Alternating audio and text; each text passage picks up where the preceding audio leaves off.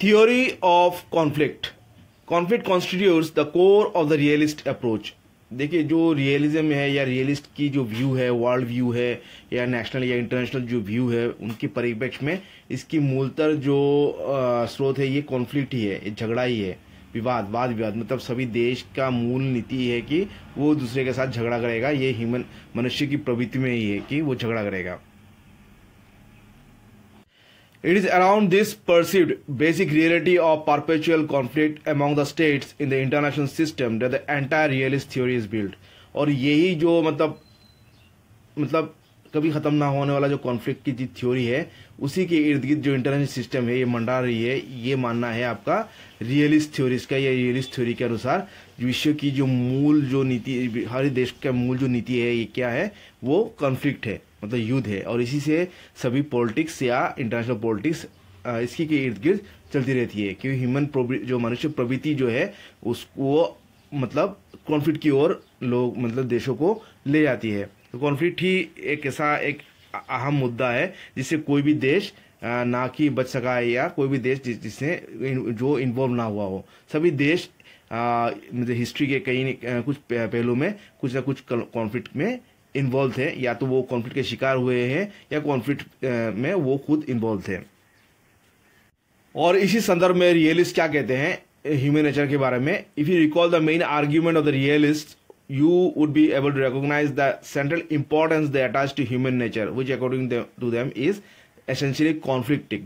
जो human nature है, जो मनुष्य प्रवृत्ति जो है, वो मतलब मूलतः एक कॉन्फ्लिक्टिंग नेचर है उसका। वो झगड़ा, वाद विवाद में वो लिप्त होना चाहता है। This inherently conflicting nature of human beings, according to the realist, leads to a constant struggle of power among them. और यही जो कॉन्फ्लिक्टिंग नेचर है ये क्या करता है, मतलब कॉन्स्टेंट, एक लगातार बेतार, मतलब निरंतर एक पावर स्ट्रगल में उनको इन्वॉल्व करते रहता है विश्व के देशों को। कौन किससे आगे बढ़ेगा, कौन किससे ज़्यादा पावरफुल बनेगा, इसी में विश्व के देश, ये सभी देश मतलब लगे हुए हैं। दिखा सकता है जो न्यूक्लियर ट्रीटी है या न्यूक्लियर जो प्रोलिफरेशन, जो सभी देश न्यूक्लियर मतलब मूलतः सभी लोग अपने वेपन्स या न्यूक्लियराइज होना चाहते हैं, इसी का एक मतलब उदाहरण है।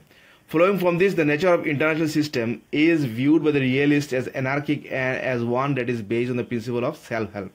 और ये कहते हैं कि दुनिया में मतलब इंटरनेशनल सिस्टम जो है वो एनार्की है, मतलब उसमें कोई मतलब सिस्टम नहीं, कोई मतलब शांति नहीं है, बल्कि हमेशा एक वाद विवाद या द्वंद्व रहता ही है, या तो ओपन वार हो या कोल्ड वार हो।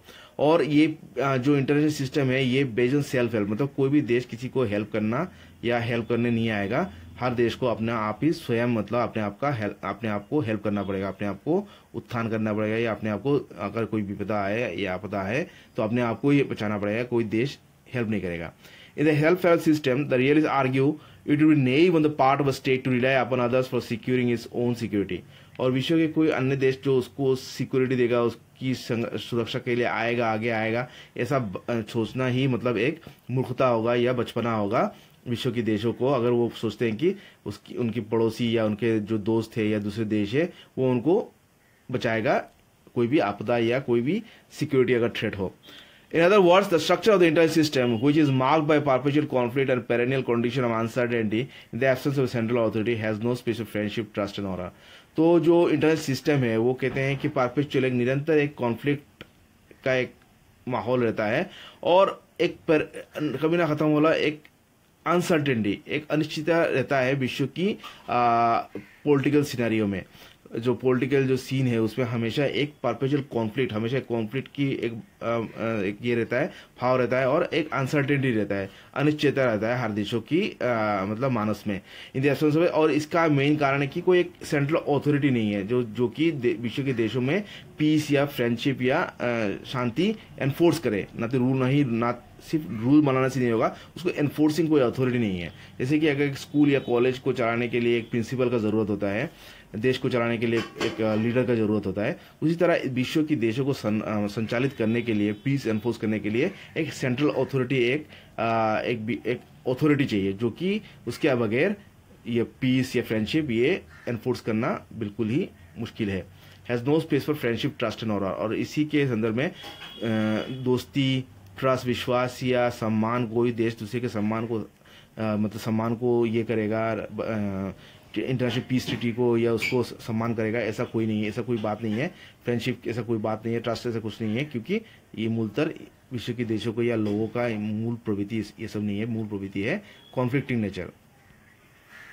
और यही जो स्टेट सर्वाइवल, हर देश अपने आप को बचाने के लिए जो उसका जो मूल उद्देश्य बन जाता है, क्योंकि उसको हमेशा एक पड़ोसी राज्य से खतरा बना रहता है इस माहौल में, अफरा तफरी के माहौल में। The issue of national interest understood in terms of state survival leads to a constant struggle for power among the states, as evident from Hans Morgenthau's classic statement in politics among nations, the struggle for power and peace, the statesmen think and act in terms of interest defined as power। जो विश्व के जितने भी statesman है या leaders है, वो किस तरह, उनका मूल सोच होता है कि मतलब किस तरह वो पावर हासिल करे, उनको क्षमता है। पावर इज यार बॉडी, और पावर का मतलब क्या होता है, ना कि पॉलिटिकल पावर, फिर material, psychological, military and economic capabilities. सभी देश चाहता है कि वो आर्थिक रूप से या मानसिक रूप से या मिलिट्री या इकोनॉमिक कैपेबिलिटीज से हमेशा दूसरे देश से आगे रहे। The centrality of the notion of power in the realist perspective is inactively linked to the concept of national interest that is defined in terms of maximizing power। और सभी देश का जो मेन उद्देश्य क्या बन जाता है इस माहौल में, किस तरह वो पावर हासिल करे, किस तरह दूसरे देशों से ज़्यादा पावरफुल बन जाए, किस तरह उसके पास अधिक उन्नत से उन्नत मतलब हथियार हो। This explains why realist put so much emphasis on the role of power and views the nature of world politics as inherently conflictual in nature। और रोल ऑफ पावर को इसीलिए इस संदर्भ में रियलिस्ट बहुत ज़्यादा इंपॉर्टेंस देते हैं और कहते हैं कि जो वर्ल्ड पॉलिटिक्स है मूलतः ये क्या है, कॉन्फ्लिक्ट के मतलब द्वंद्व या मतलब कॉन्फ्लिक्ट के इर्द गिर्द ही मंडाता है और कॉन्फ्लिक्टिंग इन नेचर है, कॉन्फ्लिक्चुअल इन नेचर।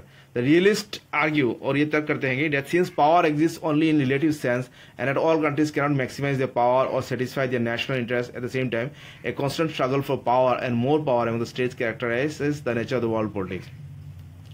और इसी संदर्भ में ये रियलिस्ट कहते हैं कि कुछ कंट्रीज के पास तो आर्थिक संपदा है, आर्थिक कैपेबिलिटी है, जिससे कि वो ज़्यादा से ज़्यादा उन्नत मतलब पावर हासिल कर सकता है, ज़्यादा से ज़्यादा मतलब उन्नत मतलब वेपन्स या जो हथियार है उसको समेट सकता है। लेकिन जो कुछ स्टेट्स है वो ये नहीं करने सक्षम नहीं है कि उनके पास उतना आर्थिक कैपेबिलिटी नहीं होता है, और इसीलिए कॉन्स्टेंट स्ट्रगल फॉर पावर जो है ये मतलब हमेशा चलते रहता है। जिस तरह की मतलब हर देश मतलब हमेशा इसी सोच में रहता है कि वो किस तरह मतलब पावर हासिल कर सके, ज़्यादा से ज़्यादा पावरफुल बन सके, जिससे कि वो अपनी सुरक्षा कर सके या दूसरे पे अपना दबदबा बनाए रखे। तो ये जो कांस्टेंट जो एक पावर या क्षमता हासिल करने का जो लगाव है या जो हर देश का जो मूल नीति बन गया है इस माहौल में, अफरा तफरी की माहौल में, तो ये जो हॉब्स की स्टेट ऑफ नेचर की तरह नहीं है। हॉब्स की स्टेट ऑफ नेचर क्या था, हर कोई एक दूसरे को मारने पे उतारा था, मतलब हर कोई मतलब एक दूसरे को मतलब मारेगा या काटेगा या उसकी मतलब जो राइट है उसको हासिल करेगा, मतलब वो था, मतलब स्टेट ऑफ फ्री विल था। लेकिन ऐसा सिस्टम नहीं है। इंटरनेशनल जो रियलिस्ट ये नहीं कहते कि जो हॉब्स की स्टेट ऑफ नेचर की परिस्थिति नहीं है, यद्यपि ये स्ट्रगल फॉर पावर है, लेकिन इसमें भी एक मतलब बैलेंसिंग एक रोल प्ले करता है, जिससे कि एक बैलेंस ऑफ पावर की रोल आती है। However, the pursuit of power or constant struggle of power among the states doesn't mean that the international system is characterized by relentless conflict and unending war। ये conflict जो ये मतलब relentless एक मतलब बिल्कुल ही मतलब युद्ध पे उतारू हो जाता है, मतलब देश उतारू है, ऐसा नहीं है। और ये वार जो है ये हमेशा के लिए चलते रहेगा, ऐसा भी नहीं है। And not in the Hobbesian sense of state of nature, Hobbes की जो स्टेट ऑफ नेचर की तरह नहीं है। In which absence of norms, उसमें क्या था, नॉर्म्स एंड कॉन्वेंशन कुछ नहीं था। लोग जंगली थे, जंगल में रहते थे या मतलब पूरा बिल्कुल ही वाइल्ड थे, तो नॉर्म्स रूल्स एंड रेगुलेशन कुछ भी नहीं था। और एक फ्री विल की situation, free for all situation था, जो कि रियलिस्ट के हिसाब से वर्तमान युग में नहीं है।